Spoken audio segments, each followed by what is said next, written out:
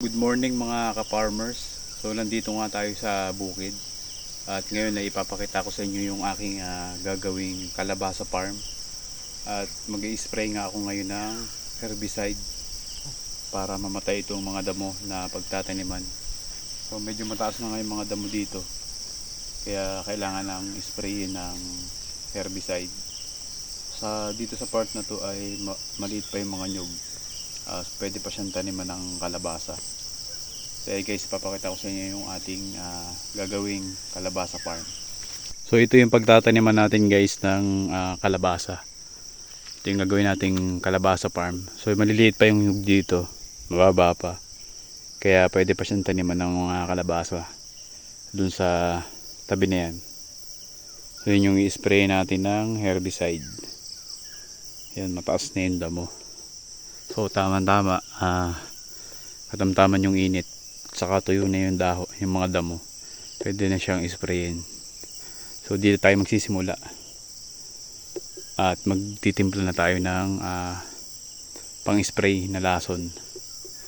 Ayan guys, papakita ko sa inyo yung aking gagamitin na sprayer at saka yung lason.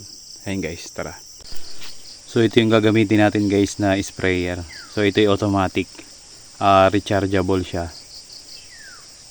para mabilis. Tapos ito yung gagamitin natin na herbicide, itong Grasiero. Ayan guys. Bali ang timpla nito, isang puno dito ay 1.5 lata nitong lason. So itong isang puno dito baka kaya na yung pagtataniman natin ng kalabasa. So bago tayo magtimpla ng lason, kailangan nating magpalit ng PPE para sa safety natin. Importante yung face mask. Ayan guys, magpapalit muna tayo ng damit. Ayan guys, nakapagpalit na tayo ng damit ng ating PPE para sa pag-i-spray nitong herbicide. So yan guys, nakabota para yung paa natin. Tapos importante yung face mask, saka itong goggles para sa hindi matalsikan yung mata natin. So yan guys, ano na tayo, PPE.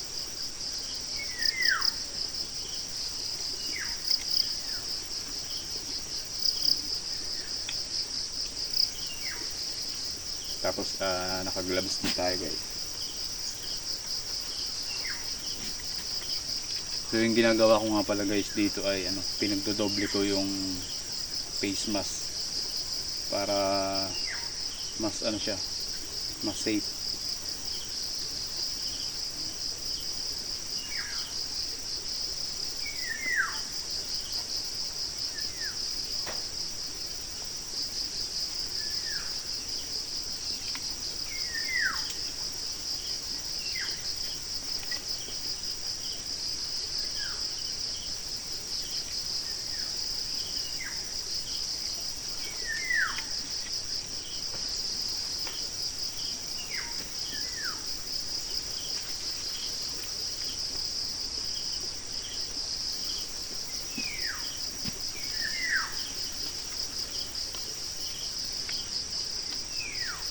So yan guys, magtitimplan tayo nitong panlason sa damo.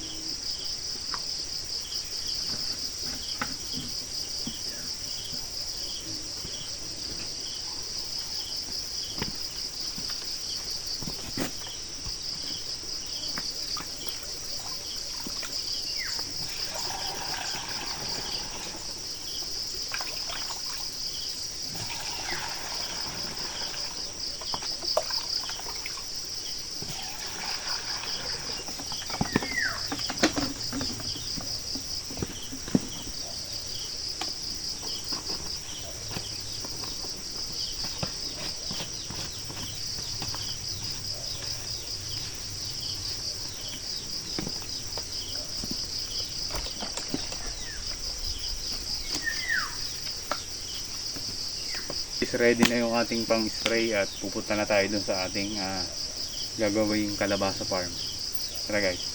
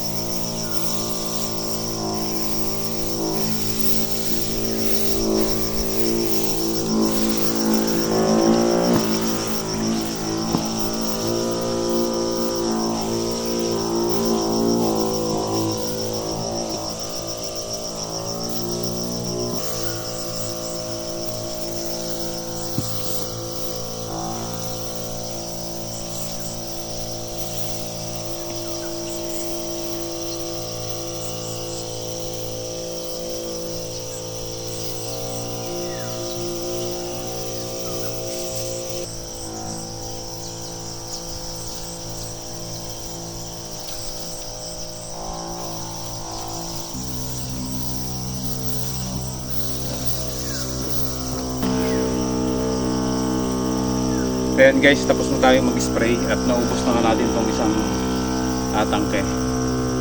Ayan guys, abangan nyo yung susunod natin na vlog about dito sa ating gagawing kalabasa farm. Ayan guys, maraming salamat sa panonood. Ayan, wala nang laman, mag-aanak.